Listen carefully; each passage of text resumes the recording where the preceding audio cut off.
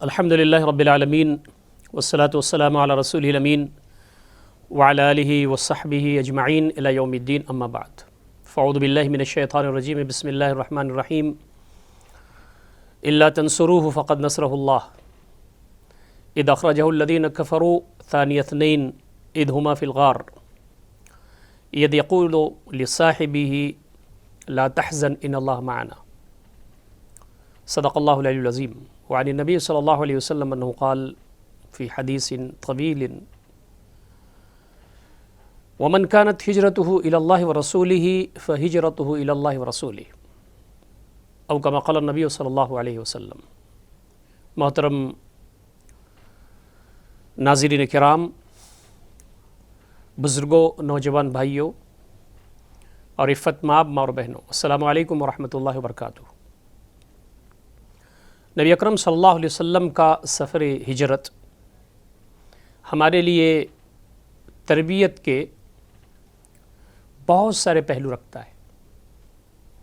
ہم یہ جانتے ہیں کہ نبی اکرم صلی اللہ علیہ وسلم کے ذریعے جو ہمیں دین ملا، دین اسلام ملا، اللہ رب العزت کا پسندیدہ دین،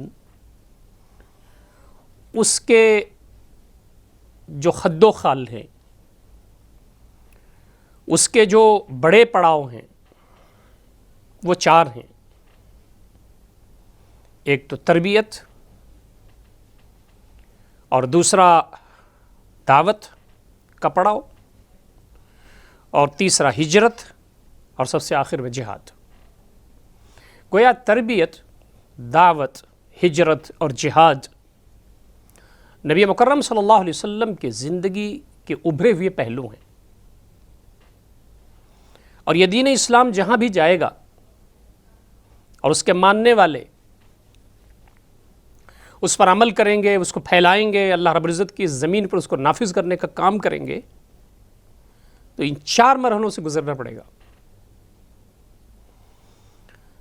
نبی اکرم صلی اللہ علیہ وسلم کی بہت مشہور حدیث، آپ فرماتے ہیں کہ ہجرت کا عمل جاری ہے قیامت تک۔ ہجرت پر جب گفتگو ہوتی ہے تو لوگ عام طور پر یہ کہتے ہیں کہ ملک کی سرحدیں بن گئی ہیں، کوئی آدمی ہجرت کر کے جائے گا کہاں؟ اس کے دو جواب ہیں۔ ایک جواب تو یہ ہے کہ ہجرت کا ہماگیر مفہوم ہے، یعنی آدمی گناہوں سے ہجرت کرے اللہ رب العزت کی حسنات کی طرف، آدمی نافرمانیوں سے ہجرت کرے اللہ رب العزت کی اطاعت کی طرف، آدمی نفس کی غلامی اور شیطان کی غلامی اور نامناسب باتوں سے ہجرت کرے اللہ رب العزت کی کامل اطاعت کی طرف۔ اور ہجرت جو ہے، ہجرت ملک کے اندر بھی ہو سکتی ہے۔ ایک آدمی جہاں اسے پریشانی ہو، حالات نامساعد ہوں، اللہ رب العزت کی عبادت اور بندگی کرنے میں پریشانی ہو رہی ہو، اس علاقہ، اس جگہ کو چھوڑ کر کے دوسرے علاقے کی طرف چلا جائے۔ اور دوسرا مفہوم یہ ہے کہ آج جو حکومتوں کی سرحدیں بنی ہوئی ہیں، اس کے باوجود بھی ہجرت ہو رہی ہے۔ البتہ وہ بات جو ہجرت ہے وہ بیچارے دبے کچلے مظلوم لوگوں کی ہجرت ہے، جو آج مختلف اسباب کی وجہ سے تشدد اور ظلم کا نشانہ بنائے جاتے ہیں، تو وہ نکالے جاتے ہیں ان کے اپنے ملک سے۔ لیکن یہ جو سرحدیں ہیں، یہ سرحدیں آج کی ہیں، کل یہ ہو سکتا ہے کہ یہ سرحدیں نہ ہوں، یا ان کی جو صورتحال ہے ایسی نہ ہو۔ اللہ رب العزت کی یہ زمین ہے، اور پوری زمین اور پوری کائنات بندے مومن کے لیے وسیع کی گئی ہے۔ تو ہجرت اپنے محدود تصور سے لے کر کے اپنے ہماگیر تصور کے ساتھ موجود ہے، اور ہماری کوشش یہ ہونی چاہیے کہ ہم ہجرت کے سلسلے میں ہمیشہ اپنے ذہن و دماغ کو تیار رکھیں، چاہے وہ گناہوں سے ہجرت ہو، نفس پرستی سے ہجرت ہو، وہ نامناسب چیزوں سے ہجرت ہو، اللہ رب العزت کی طرف وہ ہجرت ہو۔ آج ہماری ہجرت جو ہے وہ محدود ہے، کل ہماری ہجرت وسیع بھی ہو سکتی ہے۔ نبی مکرم صلی اللہ علیہ وسلم جب مکہ شریف میں تشریف لائے اور آپ مبعوث کیے گئے، تو آپ نے تربیت کا کام کیا۔ صحابہ کرام جو ایمان لاتے تھے، ان پر آزمائشیں ٹوٹیں۔ یہ تربیت کا جو عنوان ہے عظیم ہے، اور تربیت یہ ہے کہ فکر کی تربیت، قلب کی تربیت، نفس کی تربیت، اعمال کی تربیت، تربیت ہماگیر ہے۔ اسی لیے ہم دیکھتے ہیں کہ توحید، رسالت، آخرت پر پوری گفتگو کی گئی ہے قرآن مجید میں، نبی اکرم صلی اللہ علیہ وسلم کی زندگی میں۔ تربیت یہ وسیع عنوان ہے۔ ذہن، فکر صاف ہو جائے، اس کی تربیت، اس کا تزکیہ ہو جائے، قلب کا تزکیہ ہو جائے، اعمال کا تزکیہ ہو جائے، نفس کا تزکیہ ہو جائے۔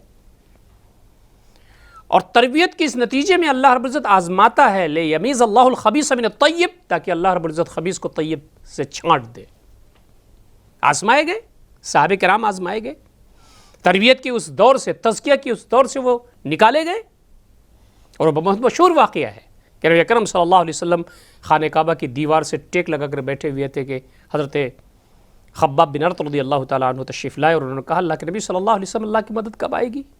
نبی اکرم صلی اللہ علیہ وسلم جو سراپا رحمۃ للعالمین تھے، وما ارسلناک الا رحمۃ للعالمین، آپ صلی اللہ علیہ وسلم کو غصہ آ گیا، اب ناراض ہو گئے، اور فرمایا تم سے پہلے کے لوگوں کو تو بہت ستایا گیا، زمین میں کھود کر کے ان کو گاڑ دیا جاتا تھا، اور لوہے کے آروں سے ان کے جسم کے 2 ٹکڑے کیے جاتے تھے، لوہے کی کنگھیوں سے ان کے گوشت کو ان کی ہڈیوں سے کھینچ لیا جاتا تھا، وَلَكِنَّكُمْ تَسْتَعْجِلُونَ، تم جلد بازی کرتے ہو۔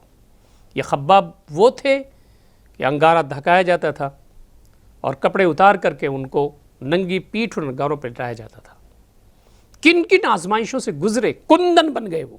نبی اکرم صلی اللہ علیہ وسلم کی اس دنیا میں آنے کا جو ایک بڑا مقصد تھا، تزکیہ اور تربیت، نبی اکرم صلی اللہ علیہ وسلم نے اس کو انجام دیا، خود ڈٹے رہے، صحابہ کرام رضوان اللہ تعالیٰ اجمعین اس پر ڈٹے رہے، اور فرمایا کہ یہ حالات نہیں ہوں گے، یہ تربیت تمہاری اس لیے دی جا رہی ہے تاکہ آگے چل کر کے تم اللہ رب العزت کے راستے میں اپنی جو صلاحیتیں ہیں وہ دے سکو، شیطان تمہیں بہکا نہ سکے، تمہارے پیر میں لغزش نہ آ سکے، اللہ کے بندے بن کر کے رہ سکو۔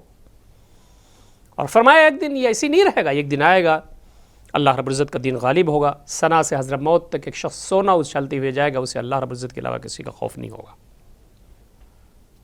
تو یہ تربیت کا مرحلہ ہوا۔ آپ دیکھیں 13 سال کی مدت جو مکہ شریف میں ہے، وہ تربیت کے گوناگوں پہلوؤں سے وہ پورا جو پیریڈ ہے بھرا ہوا ہے۔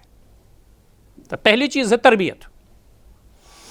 تربیت ہوتی رہی اور دعوت کا کام چلتا رہا۔ مکہ کی سرزمین میں جہاں تربیت پا رہے ہیں صحابہ کرام، وہیں دعوت کا کام کر رہے ہیں، اللہ کے دین کو پھیلانے کا کام کر رہے ہیں، زبان سے بھی اور عمل سے بھی۔ اور اس تربیت اور دعوت کے کام کے نتیجے میں ان پر آزمائشیں آئیں، ان کو پریشان کیا گیا، مارا پیٹا گیا، بے دخل کیا گیا۔ جب معاملہ اپنے منطقی انجام تک پہنچ گیا، یعنی تربیت کا وہ عمل بھی ایک حد تک پورا ہو گیا۔ تربیت کا عمل تو کبھی پورا نہیں ہوتا، آدمی کبھی بھی تربیت یافتہ نہیں ہوتا۔ جس دن وہ یہ سمجھ لے کہ میری تربیت ہو گئی، اس کے زوال کا دن شروع ہوگا۔ لیکن ایک معیار جو ہوتا ہے تربیت کا، جس کو ہم کہتے ہیں کہ آدمی ایک مرحلے سے گزر گیا، وہ جب پورا ہو گیا اور دعوت بھی وہاں منطقی انجام تک پہنچ گئی، یعنی اتمام حجت کا معاملہ آ گیا، تو وہاں پر رہنا دوبھر ہو گیا صحابہ کرام رضوان اللہ علیہم اجمعین کا، نبی اکرم صلی اللہ علیہ وسلم کا۔ تو پھر وہ مرحلہ آیا کہ جب ایک بستی جو دعوت پانے کے بعد اور اسلام کی تعلیمات کو واضح انداز سے سامنے آ جانے کے بعد وہ اسے قبول نہیں کر رہی ہے، بلکہ قبول کرنے کے بجائے وہ برسر پیکار ہے نبی اکرم صلی اللہ علیہ وسلم کے لیے اور صحابہ کے لیے، عرص حیات تنگ ہو رہا ہے، تو فرمایا گیا کہ اس آبادی کو چھوڑ کر کے ایک ایسی آبادی کی طرف چلا جائے جہاں خیر ہو، جہاں بظاہر دین کے پنپنے اور پھیلنے کا موقع ہو، جہاں اس کے سپورٹرز ہوں، جہاں پر قوت اور طاقت حاصل کی جا سکتی ہو، اس علاقے کی طرف ہجرت کر جایا جائے۔ تو ہجرت کا مرحلہ دعوت کے بعد ہے۔ ہم تربیت پا رہے ہوں، بندگان خدا کو دعوت دے رہے ہوں، اور حالات ایسے بن جائیں کہ وہاں رہنا مشکل ہو جائے، تو پھر ہجرت کا درجہ آتا ہے۔ محترم ناظرین کرام، نبی مکرم صلی اللہ علیہ وسلم وہ ہستی جس سے بہتر نہ اس زمین پر کوئی پیدا ہوا، نہ ہے، نہ قیامت ہوگا، ہمارے دل کی رگوں کی گہرائیوں میں ایمان کا حصہ ہے۔ نبی اکرم صلی اللہ علیہ وسلم کے دشمن لوگ کیوں ہو گئے؟ صحابہ کرام رضوان اللہ تعالیٰ عنہ کے دشمن لوگ کیوں ہو گئے؟ بہت بڑا سوال ہے، بہت بڑا سوالیہ نشان ہے۔ اس لیے دشمن ہو گئے کہ ان کی چودراہٹ اس لیے دشمن ہو گئے کہ ان کی چودراہٹ ختم ہو رہی تھی، ان کا اقتدار ختم ہو رہا تھا، وہ جو چاہتے تھے وہ نہیں کر پا رہے تھے، ان کا جو نفس چاہ رہا تھا، جو شیطان چاہ رہا تھا، جو منمانی کرنا چاہتے تھے، جو ظلم روا کرنا چاہتے تھے غلاموں پر، خواتین پر، جو اپنی چلاتے تھے، بظاہر ان کے لیے یہ سارے راستے بند ہوتے نظر آ رہے تھے۔ نبی اکرم صلی اللہ علیہ وسلم کے بارے میں یہ بات طے ہوئی کہ نعوذ باللہ نبی اکرم صلی اللہ علیہ وسلم کا قصہ تمام کر دیا جائے، آپ کو شہید کر دیا جائے۔ لیکن پھر یہ بات طے ہوئی کہ اگر کوئی ایک آدمی شہید کرے گا، قتل کرے گا، تو بنو عبد مناف اٹھ کر کے اس کو قتل کر دیں گے۔ تو بات یہ طے ہوئی کہ ہر قبیلے کا ایک نمائندہ ہو، تلوار چلانے میں ماہر اور جسمانی اعتبار سے مضبوط، گھر گھیر لیجئے، نکلنے نہ پائیں۔ یہ بات آ رہی تھی کہ ہجرت کر رہے ہیں لوگ، گھر چھوڑ کے جا رہے ہیں، تو ان کا کام تمام کر دیا جائے۔ نعوذ باللہ، نبی اکرم صلی اللہ علیہ وسلم کا جرم کیا تھا کہ آپ کے گھر کو گھیرے ہوئے تھے لوگ، تاکہ آپ اپنے گھر سے نکل نہ سکیں، مکہ چھوڑ نہ سکیں، ان کا کام تمام کر دیا جائے۔ یہ جو مشن لے کر کے اٹھے ہیں، یہ یہیں پر اس کو زندہ درگور کر دیا جائے، ختم کر دیا جائے۔ نبی اکرم صلی اللہ علیہ وسلم کا جرم کیا تھا؟ نبی اکرم صلی اللہ علیہ وسلم کے لیے بہت سارے پروپوزل تھے، اس میں سے اہم پروپوزل یہ تھے کہ اے محمد صلی اللہ علیہ وسلم، آپ اگر عبادت کرنا چاہتے ہیں تو مکہ کو، بلکہ خانہ کعبہ کو اور بنا سنوار کے تیار کر دیا جاتا ہے، آپ عبادت کیجئے، ہمیں عبادت سے کوئی پریشانی نہیں ہے، آپ عبادت کیجئے۔ آپ اگر خدمت خلق کا کام کرنا چاہتے ہیں، غربا، مساکین، یتیم، لاچار، مجبور، مستحقین کی خدمت کرنا چاہتے ہیں، بہت اچھا کام ہے، یہ ہمیں کوئی شکایت نہیں ہے۔ آپ اگر مال و اسباب چاہتے ہیں تو بتائیے کتنا مال و اسباب آپ چاہتے ہیں، ہم آپ کے قدموں پہ ڈال دیں گے۔ اگر آپ کسی لڑکی سے شادی کرنا چاہتے ہیں تو آپ اشارہ کیجئے کون سا خاندان ہے، کون سی لڑکی ہے۔ اور اگر آپ ہمارے سردار بننا چاہتے ہیں، چودھری بننا چاہتے ہیں، تو ہم آپ کو اپنا سردار بنانے کے لیے تیار ہیں۔ آپ اندازہ کیجئے، جو پیشکش تھی اس میں کوئی چیز چھوٹی نہیں تھی۔ روزہ، اس سے معلوم یہ ہوا کہ روزہ نماز کرنا، عبادات کرنا، یہی مقصود نہیں ہے صرف، یہ اس کا بھی مقام ہے۔ ملا کو ہے جو ہند میں سجدے کی اجازت، ناداں یہ سمجھتا ہے کہ اسلام میں آزاد۔ نبی اکرم صلی اللہ علیہ وسلم کو خانہ کعبہ میں نماز پڑھنے کی اجازت تھی، لوگوں کا پروپوزل تھا کہ ہم آپ کو اس کو ڈیکوریٹ کر دیتے ہیں۔ نبی مکرم صلی اللہ علیہ وسلم نے فرمایا، مشہور جملہ آپ نے فرمایا، یہ وہ چیزیں ہیں جو تم مجھے دے سکتے ہو، لیکن اگر وہ چیز جو تمہارے اختیار میں نہیں ہے، سورج اور چاند بھی اگر میرے دونوں ہاتھوں میں لا کر کے رکھ دو تو میں اس کام سے پھرنے والا نہیں ہوں جس کو دے کر کے وحدہ لا شریک نے مجھے یہاں بھیجا ہے۔ وہ کام کیا تھا؟ نماز پڑھنی تھی، روزہ رکھنا تھا، عبادات کرنا تھا، اس کے لیے تو ماحول سازگار تھا۔ غربا، مساکین، یتیم، لاچار، مجبور، مستحقین کی خدمت کرنی تھی، اس کے لیے ماحول سازگار تھا۔ بات کیا تھی پھر؟ عظیم بات یہ تھی، ان الحکم الا اللہ، حکم چلے گا تو وحدہ لا شریک کا چلے گا، نہ میری نہ تمہاری نہ کسی کی چلے گی تو وحدہ لا شریک کی، اللہ کا حکم چلے گا، اللہ کی باتیں چلے گی، اللہ تعالیٰ کے احکامات نافذ ہوں گے، کلی اطاعت تمہیں کرنی ہوگی، سرنڈر کرنا ہوگا وحدہ لا شریک کے سامنے۔ یہ جو بات تھی، اس میں سارے سرماؤں کو اپنا مستقبل نظر آ گیا تھا، اس لیے سب دشمن ہو گئے۔ نبی اکرم صلی اللہ علیہ وسلم کا سفر ہجرت شروع ہوتا ہے، آپ حضرت ابوبکر رضی اللہ تعالیٰ عنہ کے گھر آتے ہیں، کنڈی کھٹکھٹاتے ہیں اور کہتے ہیں کہ حکم ہو گیا ہے، اجازت مل گئی ہے۔ نبی اکرم صلی اللہ علیہ وسلم نکل رہے ہیں، آپ کے ساتھ حضرت ابوبکر رضی اللہ تعالیٰ عنہ نکل رہے ہیں، کیا رتبہ ہے ان کا؟ قرآن مجید نے ان کا تذکرہ قرآن مجید میں کیا۔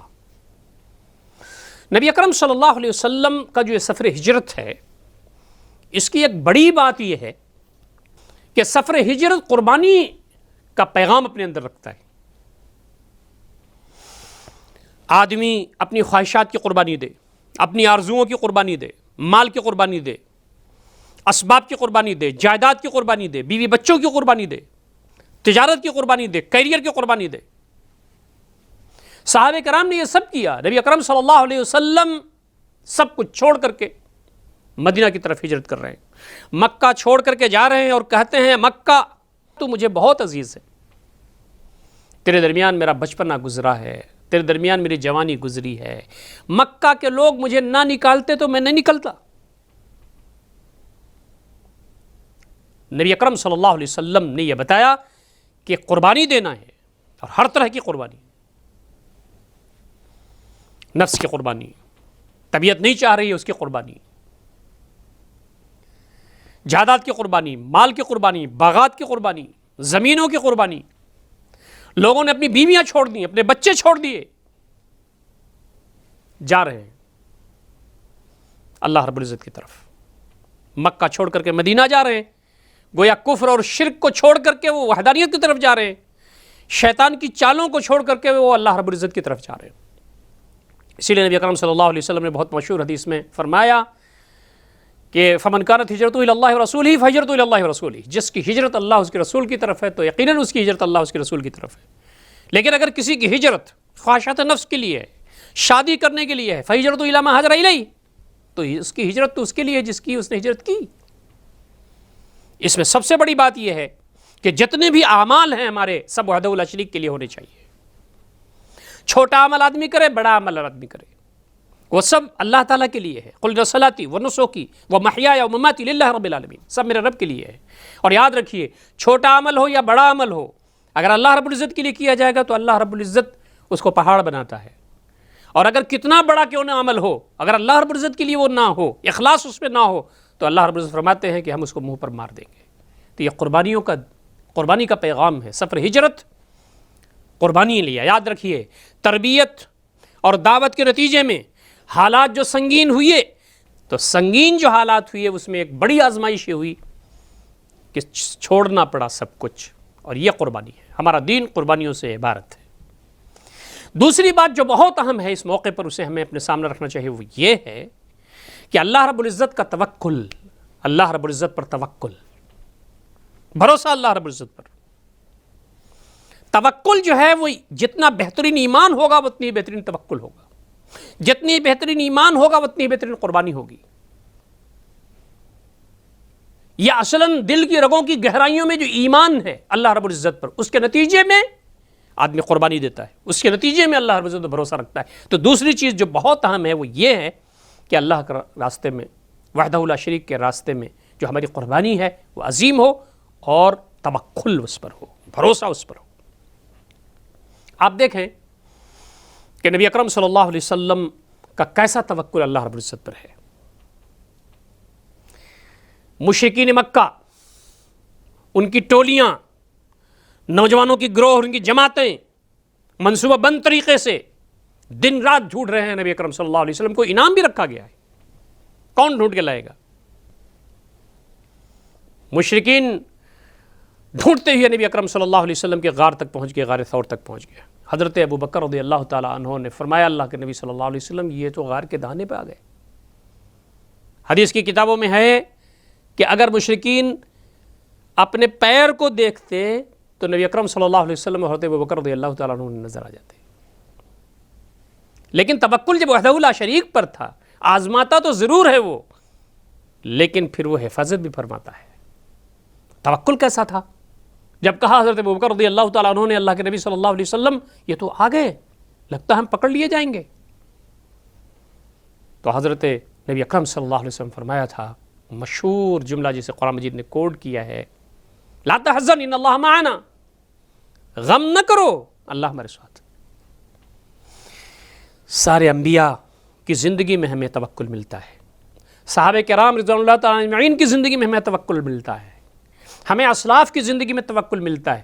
توکل عظیم چیز ہے، یعنی اسباب تلاش کرنا۔ نبی اکرم صلی اللہ علیہ وسلم نے اسباب تلاش کر لیے، چپکے سے نکلے، غار ثور میں گئے، فوراً سفر شروع نہیں کیا، جو کچھ کر سکتے تھے کیا، لیکن اس کے بعد اللہ رب العزت پہ بھروسہ کیا۔ تو توکل کا مطلب یہ ہے کہ اسباب تلاش کر لے بندہ، ہاتھ پیر مار لے، جتنا وہ جائز اور حلال حدود میں کام کر سکتا ہے وہ کر لے، اس کے بعد اللہ رب العزت پر بھروسہ کرے۔ قرآن مجید کی بہت مشہور آیت ہے جس میں یہ فرمایا گیا ہے کہ اللہ رب العزت تو بھروسہ کرنے والوں کے ساتھ ہے۔ آج جو حالات چل رہے ہیں، وبا پھیلی ہوئی ہے، پریشان حال ہیں لوگ، روزی تنگ ہو گئی ہے، تجارت ماد پڑ گئی ہے، حالات بہت خراب ہیں لوگوں کے، تو فرمایا جو خوشحالی میں آزماتا ہے وہ بدحالی میں بھی آزماتا ہے۔ وَمَن يَتَّقِ اللَّهَ يَجْعَل لَّهُ مَخْرَجًا، جو اللہ تعالیٰ سے ڈرتا ہے اللہ رب العزت سنکٹ سے نکلنے کے لیے راستہ پیدا کر دیتا ہے۔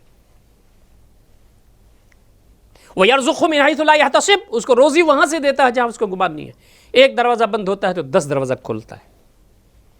وَمَن يَتَوَكَّلْ عَلَى اللَّهِ فَهُوَ حَسْبُهُ، جو اللہ رب العزت پر بھروسہ کرتا ہے، توکل کرتا ہے، اللہ اس کے لیے کافی ہے۔ حسبنا اللہ، ہمارے لیے اللہ رب العزت کافی ہے۔ تو یہ کیفیت ہمارے اندر پیدا ہونی چاہیے کہ اسباب تلاش کریں، لیکن اسباب تلاش کرنے کے بعد جتنا ہم کر سکتے ہوں جائز حدود میں رہتے ہوئے وہ سب کرنے کے بعد اللہ رب العزت پر ہم بھروسہ کریں۔ یہ اللہ تعالیٰ کو بہت پسند ہے جب یہ کہتے ہیں میرے مالک جو کچھ ہم انسانی وسائل جو ہمارے پاس ہو سکتے تھے، جو تم نے ہمیں دیے تھے، ہم نے اس کا استعمال کر لیا، میرے مالک ہم اتنا ہی کر سکتے تھے، اب معاملہ تیرے حوالے ہے، تو اسے سکون ملتا ہے، اطمینان ملتا ہے، اور اللہ رب العزت اس کے جو مشن کی لاج رکھ لیتا ہے وحدہ لا شریک۔ تو توکل بہت بڑی چیز ہے، توکل اپنے اندر ہمیں پیدا کرنا چاہیے۔ وعلی اللہ فلیتوکل المتوکلون، اللہ رب العزت ہی پر بھروسہ کرنے والے بھروسہ کرتے ہیں۔ ایک اور بہت نکتے کی بات ہے سفر ہجرت میں، وہ یہ ہے کہ منصوبہ بندی عظیم چیز ہے۔ نبی اکرم صلی اللہ علیہ وسلم کی زندگی میں چاہے کوئی چھوٹا معاملہ ہو بڑا معاملہ ہو، قابل ذکر کوئی بھی چیز نبی اکرم صلی اللہ علیہ وسلم کی زندگی میں 3 چیزوں سے خالی نہیں ہے۔ مائکرو پلاننگ، نمبر 2 وسائل کی فراہمی، جو وسائل بھی آپ کو مہیا تھے جو اس وقت ہو سکتے تھے، اور تیسری بہترین شخص کو حوالے کرنا وہ کام، اہل تر شخص کے حوالے کرنا وہ کام۔ مائکرو پلاننگ، وسائل کی فراہمی، اور بہترین شخص کے حوالے اس کام کو کرنا، یا بہترین اشخاص کے حوالے اس کام کو کرنا۔ رزلٹ 500%، 1000%، 2000% ایسے آتا تھا۔ تو نبی اکرم صلی اللہ علیہ وسلم کی پوری زندگی منصوبہ بندی سے عبارت ہے۔ یہ جو سفر حج ہے جو ابھی گزرا، اس میں بھی گنا پہلو تھے، اس میں بھی منصوبہ بندی ہے پوری۔ آپ دیکھیں کیسے شروع ہوا، کیسے ختم ہوا۔ یہ جو سفر ہجرت ہے یہ بھی منصوبہ بند ہے۔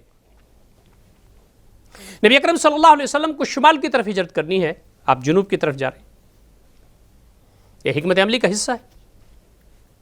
آپ کو یہ معلوم تھا، آپ کو یہ اندازہ تھا کہ جب ہجرت کے لیے نکل جائیں گے تو مشرکین ڈھونڈیں گے، اس لیے کہ گھر گھیرے ہوئے تھے۔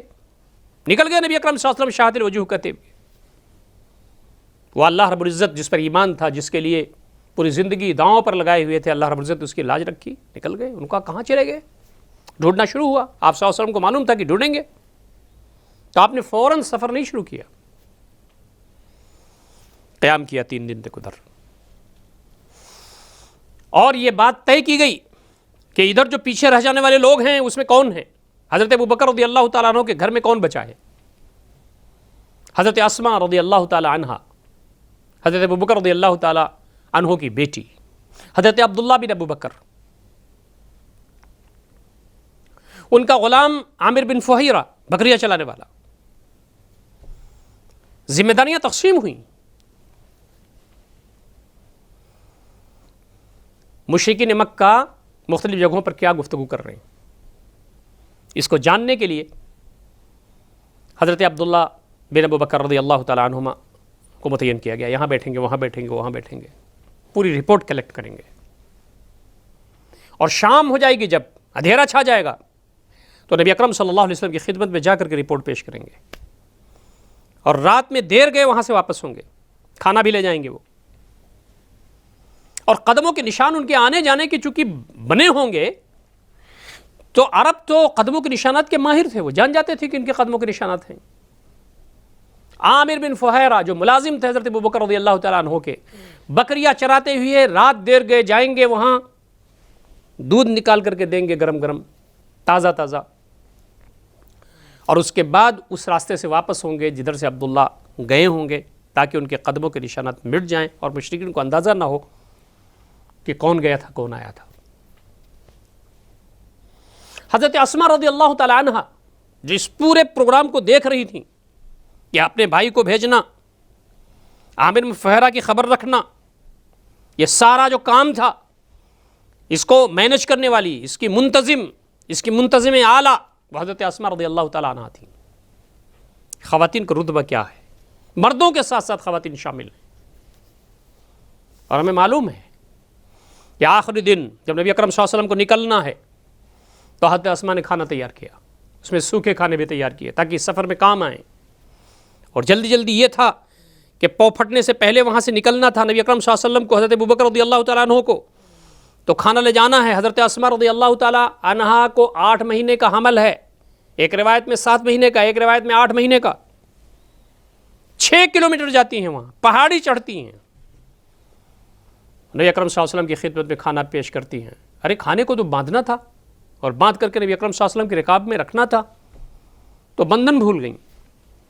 حضرت اسماء نے اپنا نطاق نکالا، بیلٹ جس کو باندھتی تھی خواتین اس وقت، اس کے 2 ٹکڑے کیے، ایک سے نبی اکرم صلی اللہ علیہ وسلم کے توشے کو باندھا، دوسرے سے اپنی کمر کو باندھا، اور توشے کو باندھ کر کے نبی اکرم صلی اللہ علیہ وسلم کی رکاب میں لگا دیا۔ نبی اکرم صلی اللہ علیہ وسلم بہت متاثر ہوئی، آپ نے فرمایا اسماء دنیا کی ہر عورت نطاق لگانے پر مجبور ہے، اور دنیا کی ہر عورت کے پاس ایک نطاق ہے، یعنی ایک بندھن ہے، ایک بیلٹ ہے، تو وہ خاتون ہے جس کے پاس 2 بیلٹ ہیں، 2 نطاق ہیں، انت ذات النطاقین، تو 2 بندھن والی ہے۔ اور نبی اکرم صلی اللہ علیہ وسلم نے بعض روایت میں آتا ہے، آپ نے فرمایا کہ تیرے لیے جنت میں 2 نطاق ہیں۔ یہ سفر ہجرت جب بھی ہمارے سامنے آتا ہے، یہ اپنی ساری منصوبندیوں کے ساتھ اور حضرت اسماء کی قربانیوں کو یاد دلاتا ہے کہ نبی اکرم صلی اللہ علیہ وسلم کے لیے وافردگی کیسی تھی، نبی اکرم صلی اللہ علیہ وسلم کے لیے محبت کیسی تھی، اور نبی اکرم صلی اللہ علیہ وسلم کے لیے اپنی صلاحیتوں کو لگانا کیسے تھا۔ عبداللہ بن اریقیط مشرک تھے، مکہ سے مدینہ جانے کے جو راستے تھے ان سے واقف تھے، خالص دینی اور شرعی کام میں کسی مشرک کی مدد لی جا سکتی ہے۔ تربیت کا ایک پہلو یہ بھی ہے، اگر وہ با اعتماد ہے، اگر وہ اعتماد والا ہے، مطلب اسے دھوکے کی توقع نہیں ہے، تو شرعی کاموں میں، دینی کاموں میں، عبادت کے کاموں میں مشرک کی مدد لی جا سکتی ہے۔ اس نبی اکرم صلی اللہ علیہ وسلم نے یہاں مدد لی ہے۔ ایک اور نقطہ جو ہمیں ملتا ہے وہ بہت عظیم ہے، وہ یہ ہے کہ خواتین کی جو شمولیت ہے اللہ رب العزت کے دین کے غلبے کے سلسلے میں مردوں کے ساتھ ساتھ عظیم ہے۔ یہ جو سفر ہجرت ہے یہ صرف مردوں نے نہیں کیا، خواتین نے بھی کیا ہے۔ ام حبیبہ رضی اللہ تعالیٰ عنہ، ان کی سیرت ہم پڑھیں، ام سلمہ کی سیرت پڑھیں، کیسے سفر ہجرت میں انہوں نے قربانی دی۔ حضرت اسماء جیسا کہ میں ابھی تذکرہ کیا، دین اسلام کے غلبے کے سلسلے میں جہاں مردوں نے قربانیاں دی ہیں خواتین نے قربانیاں دی ہیں، سفر ہجرت میں جہاں مردوں نے قربانیاں دی ہیں وہاں خواتین نے قربانیاں دی ہیں۔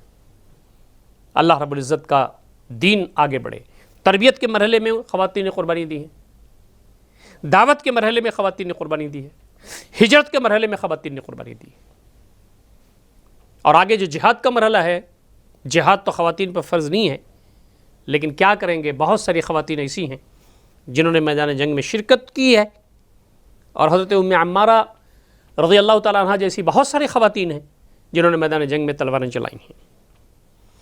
فرض نہیں ہے، تو خواتین نے اس سفر ہجرت میں اپنا رول ادا کیا ہے، اور نبی اکرم صلی اللہ علیہ وسلم کے سفر ہجرت کو ایک خاتون نے مانیٹر کیا ہے، اس کی منتظم اعلیٰ تھیں۔ محترم ناظرین کرام، یہ جو سفر ہجرت ہے، سفر ہجرت کہ موقع پر نبی اکرم صلی اللہ علیہ وسلم نے جو ایک عظیم نظام قائم کیا ہے وہ مواخات کا نظام ہے، نظام مواخات، بھائی بھائی بنانا۔ ان کو کوئی کیمپ لگا دیا جاتا، اس میں کھانا سپلائی کیا جاتا، جیسے آج بات دیکھتے ہیں آپ بہت سارے مائیگریٹ کرنے والے لوگ، بہت سارے ہجرت کرنے والے ایک ملک سے دوسرے ملک دبے کچلے جاتے ہیں تو ان کے کیمپ بنائے جاتے ہیں، اس میں کھانا تیار کر کے بانٹا جاتا ہے۔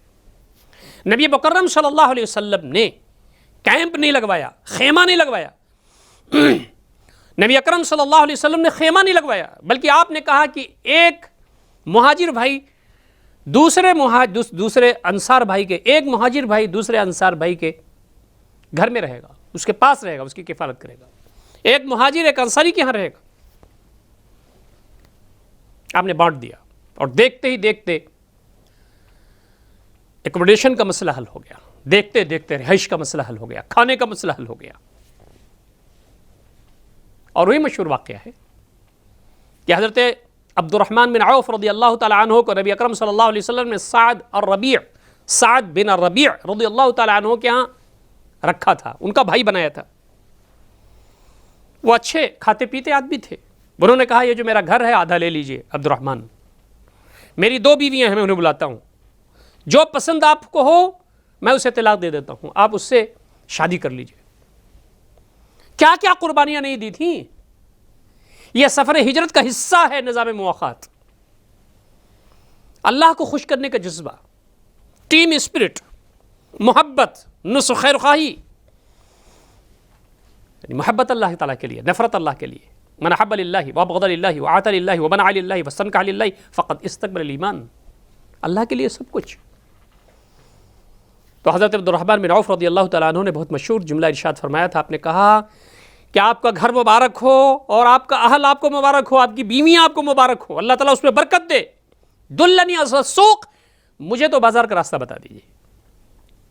اور حضرت عبد الرحمن بن عوف رضی اللہ تعالیٰ عنہ بازار گئے، تاجر انہیں جانتے تھے، بڑے تاجر تھے یہ، مکہ کے مدینہ کے تاجر انہیں جانتے تھے، اور کریڈٹ پہ انہیں بغیر وداؤٹ کیپٹل، یعنی کریڈٹ پہ ان کو سامان ملا، اور اس کے بعد انہوں نے بزنس کیا، اور چند دنوں کے بعد انہوں نے گھر بھی بنا لیا اور شادی بھی کی۔ تو یہ جو نظام مواخات ہے عظیم ہے۔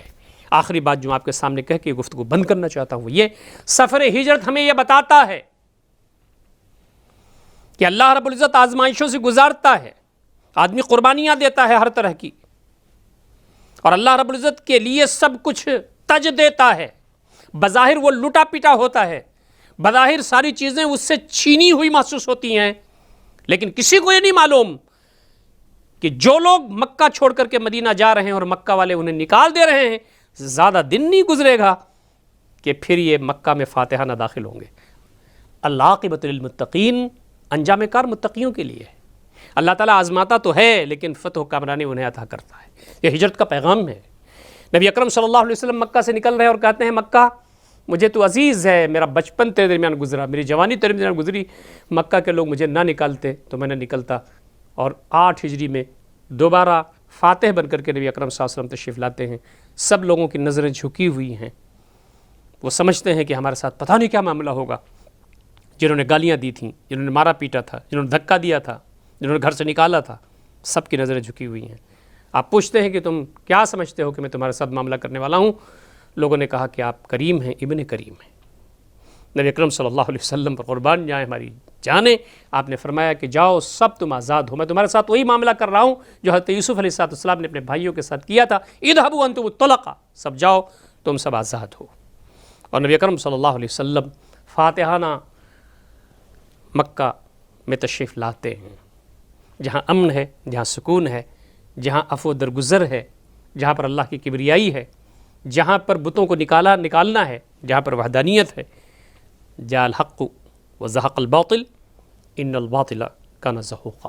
اللہ رب العزت سے دعا ہے کہ بارے اللہ یہ جو نبی اکرم صلی اللہ علیہ وسلم کا سفر ہجرت ہے، اس کے جو گوناگوں پہلو ہیں ان کو سمجھنے اور اس کے روشنی میں اپنی زندگیوں کو سنوارنے، اور جو بھی صلاحیتیں ہمیں اللہ رب العزت نے دی ہیں اس کو اللہ رب العزت کے راستے میں لگانے کی توفیق عنایت فرمائے۔ اقول قولی ھذا استغفر اللہ لی ولکم اجمعین واستغفروہ الغفور الرحیم، وآخر دعوانا الحمد للہ رب العالمین، والسلام علیکم ورحمۃ اللہ وبرکاتہ۔